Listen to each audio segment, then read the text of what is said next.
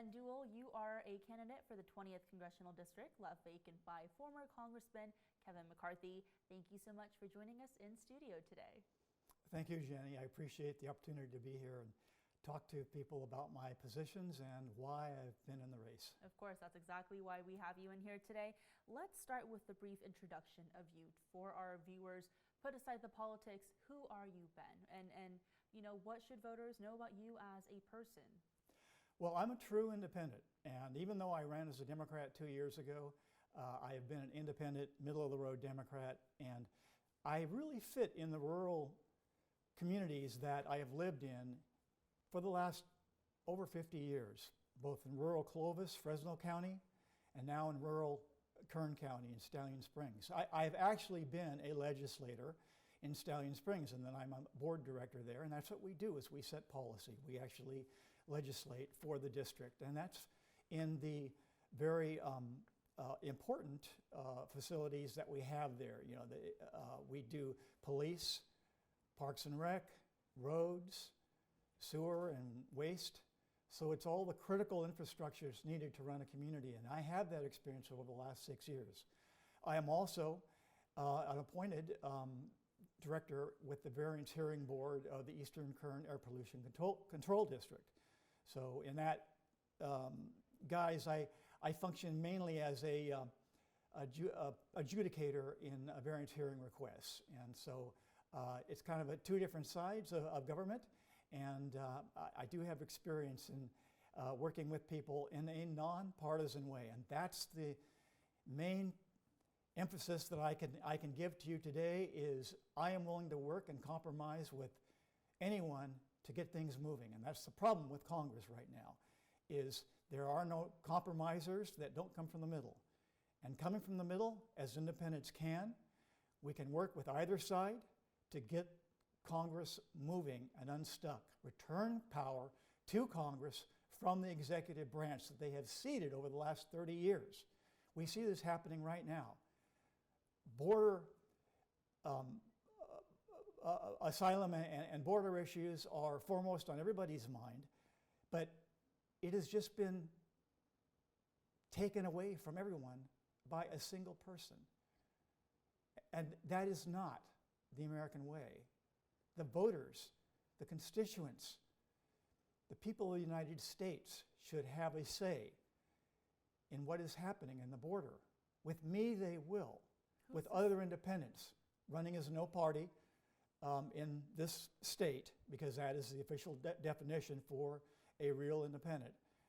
We can work with anybody from any side in a nonpartisan way, not tied to any political party. I'm only tied to the wishes of my constituents and the good of the American people. Ben, who was that single person you mentioned? Well, recently we have heard in the last 24 hours that they are ceding power to one person who is running for president, but in fact is not president right now. And I think we all know who that person is. And who's the they? They is the Congress. Ben, you mentioned a few issues there. We're going to dive into each of them much more. But to start, like you mentioned, this isn't your first time running. You ran back in 2022, directly challenging former Congressman Kevin McCarthy. I'm curious, what inspired your run that time? Does that translate directly to your run this time? And what, if anything, is going to change about how you're campaigning and how you're presenting yourself to voters so that you can win? Yes, well, the reason I ran in 2022, and it was a difficult decision, but one that I felt increasingly compelled to make, because of Kevin McCarthy, the previous occupant of the 20th District, because of his response after January 6th. I felt that he just no longer represented me. There seemed to be no moral compass there, no integrity. And so I ran purely self-funded and funded by individual donors because I had to, because I'm an American, because I'm an 11th generation American, because my ancestors came upon this land when there was no government. My ancestors signed a compact for self-government. government by the people. And that is a sacred trust that the previous occupant broke for me in a very clear and concise sense, a very definite sense that I could no longer turn a blind eye to. So that is why I ran. And really it was just making a statement that if you want integrity, compassion, and independence, I'm your person. I ran as a Democrat because I had been a Democrat my entire life, although I'd been a middle-of-the-road Democrat, very, very independent, right down the center. And this time around, well, the current occupant was still in office when I filed. And I will say that I believe there were only 2 of us who filed when that occupant was still in office. And I think everyone should take that into advisement about the courage of being independent and making decisions that have some integrity. Because at that time, when I filed for this office, this time around, 2024, that occupant was still in office. Everybody else, whatever their intentions, seems to have piled in once that person took his ball and his bat and went home. So things have changed. And right now, I feel like nothing has changed for me. There is still an open place for someone who is independent, someone who can win not only the primary, but in the general. An independent can win because this district is 24% Democrat, 46% Republican, and 27% independent. There is no way a Democrat will ever win in this district. No way. An independent who will represent everybody, including Republicans, because he understands and has worked in a nonpartisan way and has lived rurally most of his life in the district, both north and south. And that person is me. You broke down voter registration in that district, and I'll be sure to double check on the numbers as well. But I'm curious, I mean, McCarthy, who formerly held the seat, like you said, McCarthy has never lost re-election in that district. And though that's the voter breakdown, at the end of the day, it is still a majority Republican district. So taking those 2 factors into consideration, right? McCarthy has never lost that district, and that district is predominantly Republican. What gives you the confidence still that an independent candidate can win? Well, the message was pretty clear even 2 years ago, that there were a lot of Republicans who were not happy with McCarthy. And for reasons that I shared with them. And I think most of my nomination signatures were from Republicans. And they asked me what my policies were. And they still signed because they wanted to see someone else on the ballot at that time, and also in 24 currently. I mean, if just looking at the math, Democrats have got to understand that they are throwing their vote away. They are throwing their support away if they vote Democrat. If they want their concerns, if they want their priorities to survive in this district, then they need to vote for an independent. Because between independents and Democrats, there are more than enough votes to win. And there are also Republicans who understand that this nation needs to move forward. And the only way that can happen is by the grease of independents working from the middle out.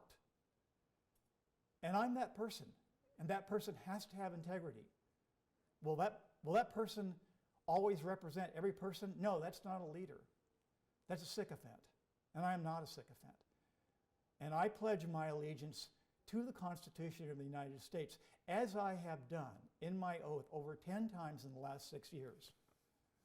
That is who I pledge the allegiance to, my constituents and my oath, not to any man. Very quickly, you have consistently said, and just now too, that, quote, I will uphold my oath to the Constitution. What exactly does that mean in terms of, how you're going to act as a Congress member? Well, it means that you support constitutionally what is stated in the Constitution. Sure, there are interpretations that can be made, but specifically with regards to why I got into the race, I can't support anyone who does not support their oath to support and defend the Constitution. And we have a lot of people now who have been misled by their leaders into thinking that they can support these leaders who do not bear allegiance to the Constitution. So that is one of my three primary goals is one, to preserve democracy, which I feel is an existential threat right now. And Democrats have got to understand that in this district, they need to vote for someone strong who will support the Constitution and who can win in the general election. And that person is Ben Dewell. Please go to bendewell.com and support me in my struggle to preserve democracy in this district. I will say that my two other main concerns right now are the border, and I have specific plans to deal with the border security. Let's go into them. Well, first of all, we need to support people who come to this country, whether they're seeking political or economic asylum, and not simply turn them away. But we have to do that in an orderly manner. And that's what's been missing from the last 20 or 30 years, is Congress's inaction to deal with people who are already here, people who should be here, and people who shouldn't be here. And important in that is that we need workers who are willing to do the work that Americans won't do anymore, and who are happy to do that work. And that's simply a matter of supporting people as guest workers and making employers a part of the solution, making them responsible for their workers. But asylum seekers need to be adjudicated, so we need to provide more judges and make sure that people who are here for the right reasons are able to stay or able to get citizenship, and those who are not here and who not report at reasonable intervals, let's say quarterly, to immigration officials, are booted from the country. So we do have to have control over our borders, and increased border security and electronic surveillance are all part of that. But even with all that, which are immediate solutions, we need to support the countries from where these people are coming from, and why they are coming, and why they feel that America is their best and only choice. That they don't make this trip because they feel like it's just something they want to do on a whim. They have no other choice given their current governments.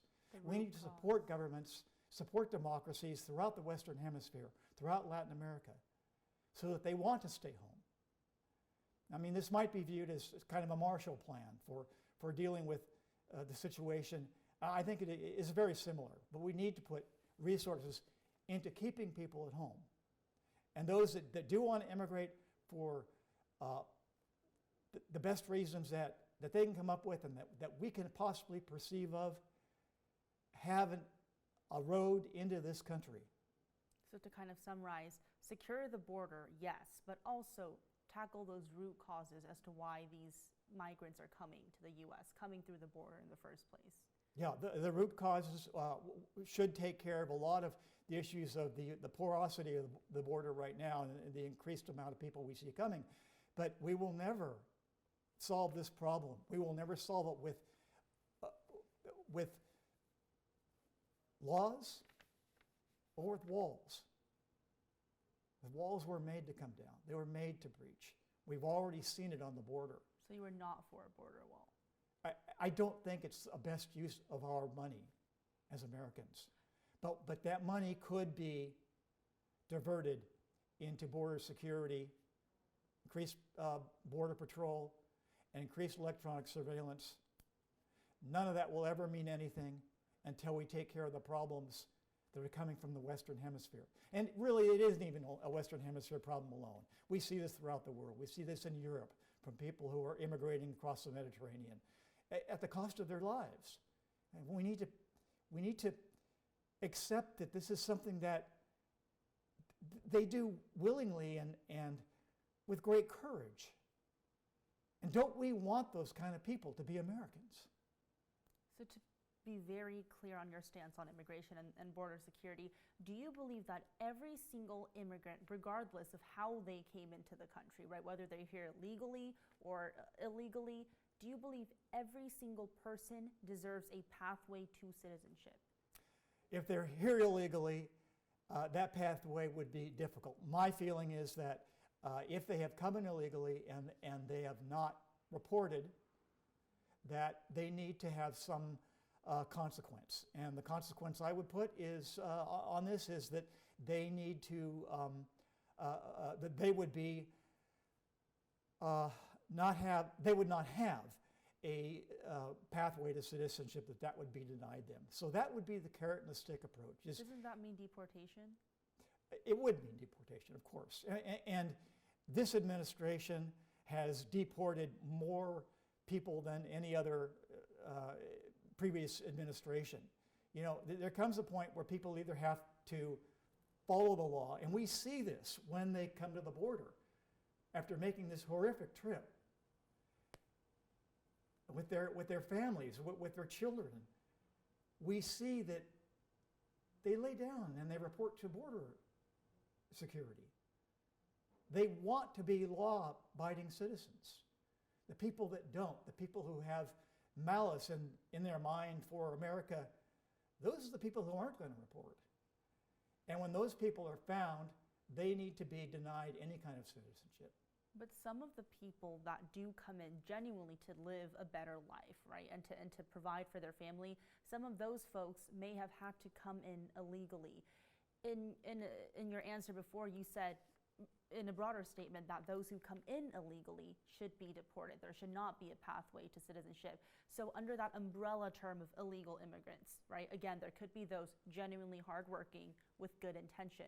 What about those people? Oh, I am in favor of a pathway to citizenship for people who have entered illegally, but there has to be a reporting system so we know where they are. And this also has to do with employers making sure they know and reporting who is working for them.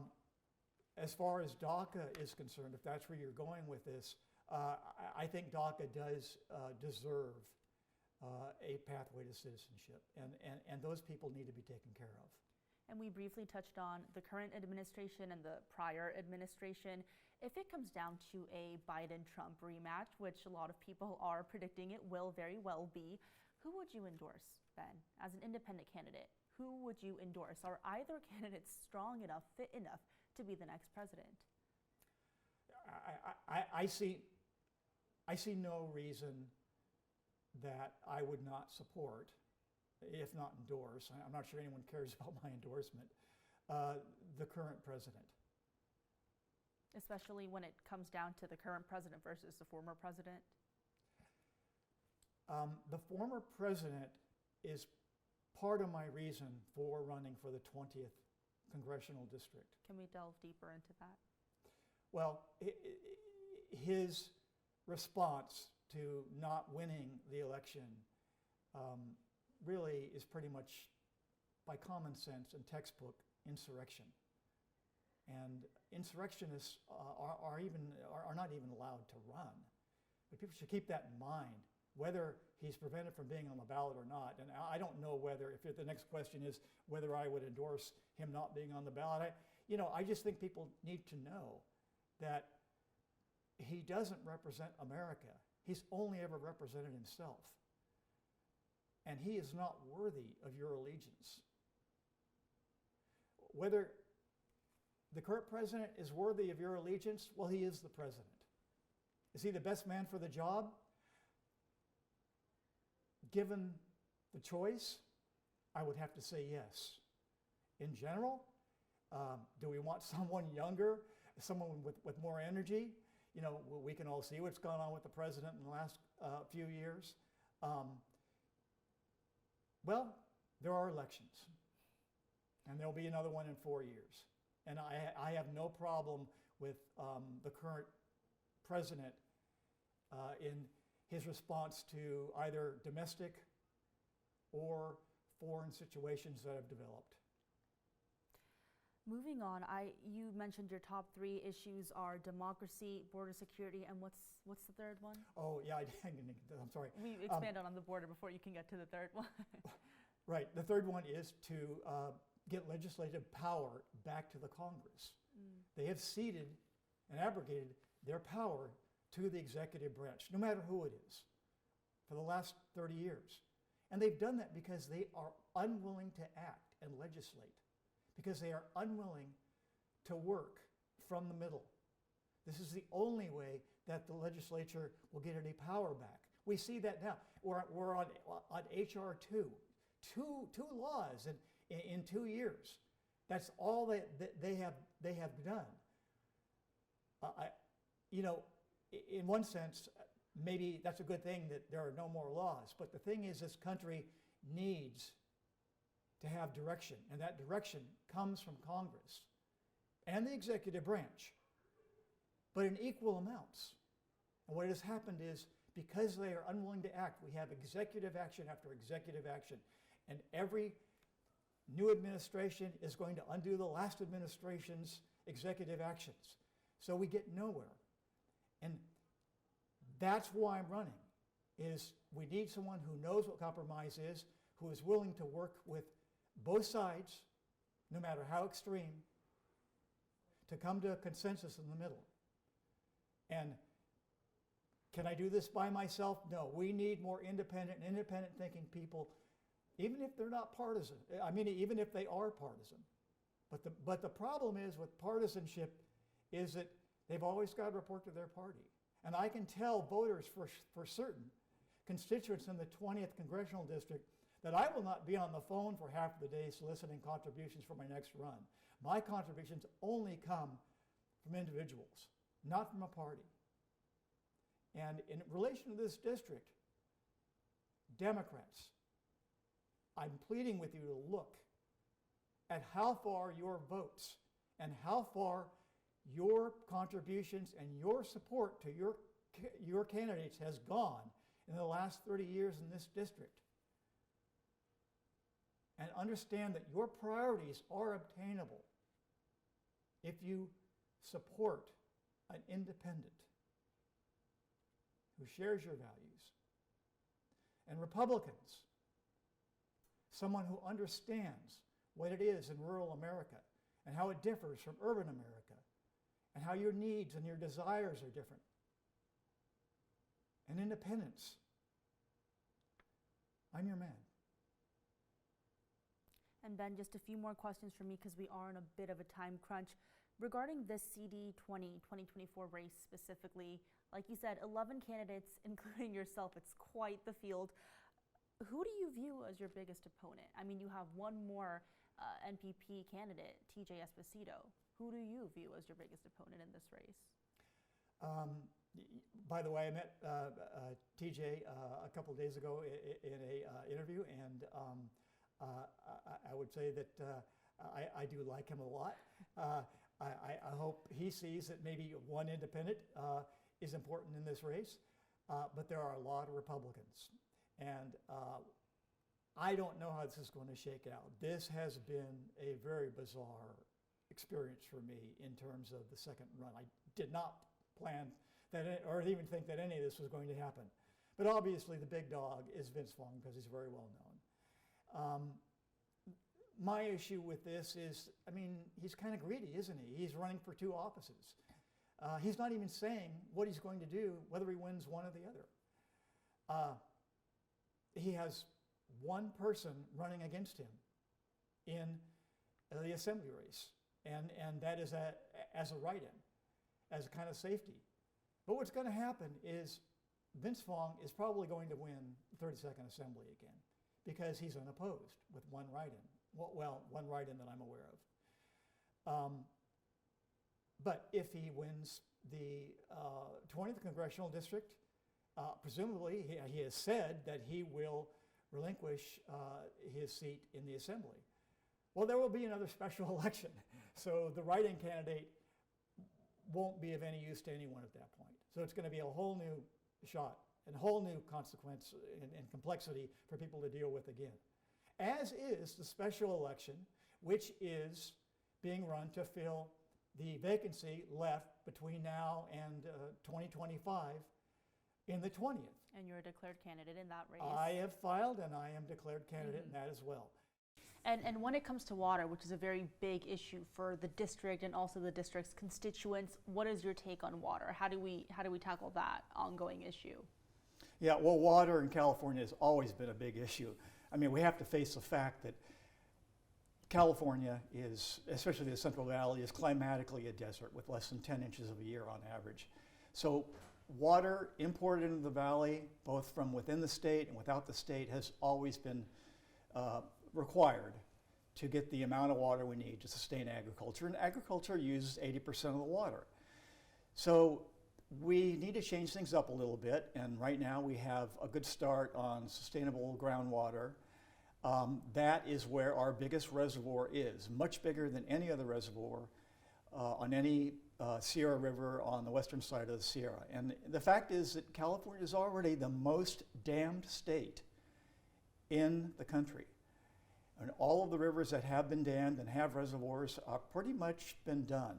So the only thing we can do is to set up reservoirs either at low elevations to catch rain, because that's more and more how our precipitation will come in the future, as opposed to snow. The current reservoirs are constructed to catch snow when it melts and comes down in the spring. So what is our other biggest source of water? Well, there are two. There is the aquifers, which we've been drawing water out of in the drought forever. We need to sustain that. In Tehachapi, with the Tehachapi County Water District, we have been doing sustainable groundwater for over 40 years successfully. And that is that all the water that comes out is accounted for, and all the water that comes back in that's imported from the aqueduct over in the Grapevine is also accounted for. So the idea that we don't have sufficient resources and we have to dam more rivers, there aren't any more rivers to dam. But there are other sources. And replenishing our aquifer is one of the best sources available to us. And it doesn't suffer from evaporation the way our reservoirs do. So we get to keep all the water. And the other source is the sea, desalinization. And right now, one of our biggest low elevation reservoir proposals, which is supposed to start this year and be done in 2030, is the Sites Reservoir in Northern California. It's an off-site reservoir for water that will not constantly contain water, but only when we have sufficient water to divert to it. So it's a bit of a hope and a promise for a very expensive project that I believe would be better spent on desalinization. So those are the two sources of water that I think will take California in the future, provide us with enough water.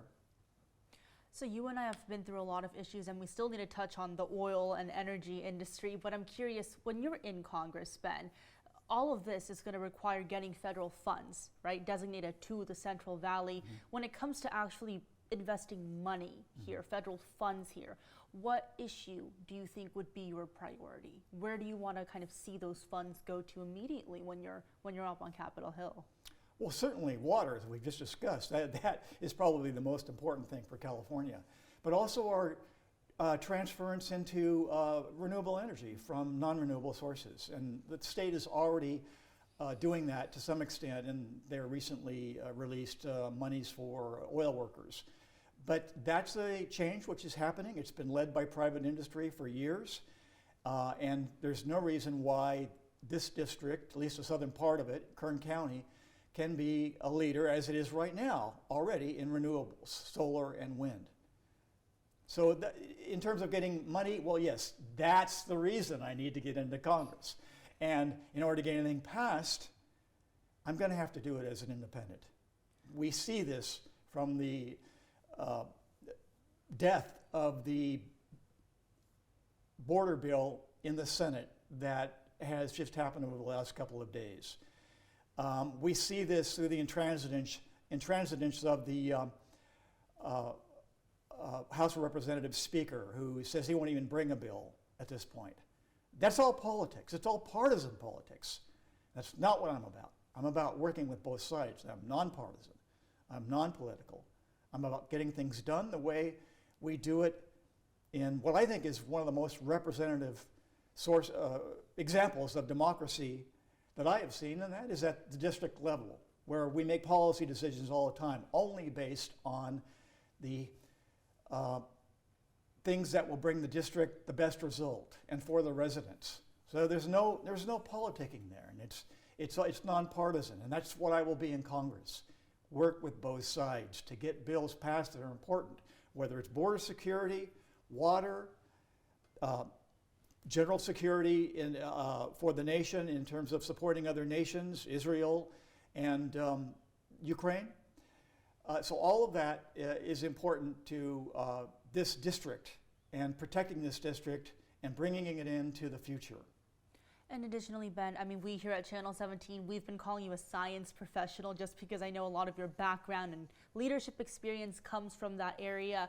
And that's why I think it's so interesting to hear your take on the renewable energy industry, because here in Kern County, where we're so reliant on the oil industry for business and work, I think the argument is, sure, we can make that transition, but what about the workers? How do we make sure no jobs are lost? So what is your response to that, to those concerns? How do we ensure people don't lose their jobs and don't lose decades of family business while still, ensuring we don't contribute further to climate change? Yes, this is very important. We have to weigh the factors of what is most important: climate change affecting everybody and oil jobs. And both are important. And as a nonpartisan that just wants to get things done and help people to have better lives, both are important to me. So the state of California has now authorized monies up to $50,000 for the transference of these jobs from oil to other jobs in the sector. And renewable is one of those options. But this is going to be something that occurs over a long time. It's not going to be happening over the next 5 or 10 years. It's going to take maybe 20 or longer years to make this transition. In the meantime, we will have to deal with climate change. We've already made that decision because we didn't act earlier. So we all see it. We all know it's happening. The idea is to keep it from snowballing, to mix a metaphor, into the future and forcing us into decisions that are going to be much costlier. So everything that I can do as a nonpartisan in Congress will be to help current workers in oil maintain their livelihoods in other jobs. But that will take a while. And last thing for me, Ben, is I want to go back to the issue of immigration. I just want to clarify what your exact stance is on pathway to citizenship, because earlier when I had pushed you on, hey, you mentioned that those who enter illegally, there should be some consequence, right? And that consequence, you said, would be no pathway to citizenship. And I pushed and I said, would that mean deportation? And you said, yes. But later on in a different answer, you said you support pathway to citizenship, even for those who have entered the states illegally. So I just want to get clarification when it comes to pathway for citizenship for illegal immigrants, right? Those who have entered here in an undocumented status. What do you envision for them when it comes to citizenship? Well, the exception is DACA. They were brought here by their parents, and through no fault of their own, they are effectively citizens. We need to make them real citizens. And if that can be proven that was the case and they are indeed DACA, then they have every right, as I see it, in this country to become citizens. Okay. That's the exception. Okay. The rest of it, in terms of making it so that people who have come in illegally for whatever reason cannot have citizenship applied at any point. I mean, there has to be some consequence. And tied to that is that we don't give them a reason to leave their countries and to come. I mean, this is the quandary. The difficulty of this is that based on humanitarian grounds, we want to accommodate as many people as we can. But the issue there is that it has to be as many as we can. And right now we cannot. So this is the only consequence I refer to, is that we deal immediately with the border security issue and the illegal crossers unless they can be proven to be politically looking for asylum or economically at the point where that works too for asylum requests. But this is the reason why we need more money to employ more asylum judges to decide who will be able to stay in this country and who won't. And once that decision is made, we return them to their countries. But they need to be reportable during that time and accountable. And this also applies to the badly needed farm workers, workers in agriculture and other industries who are taking, not taking, but are better at employment with jobs that America's people won't take at this point. So both are important. And I believe through the system that we don't have now, and that is obviously we won't have without independents like me in the Congress to be able to vote these things, it's important that these things are discussed and voted on so that we have a humanitarian system that both protects our borders and our security as Americans, and also is welcoming to new Americans who deserve to be here. And along with that, you know, there are other issues to this. We need to develop some sort of helping Marshall Plan for Latin America to strengthen democracies, strengthen economies, so that they don't see America as their only choice, their last best choice, which, thank God we live in a country that people want to get into, but keeping them at home is important too.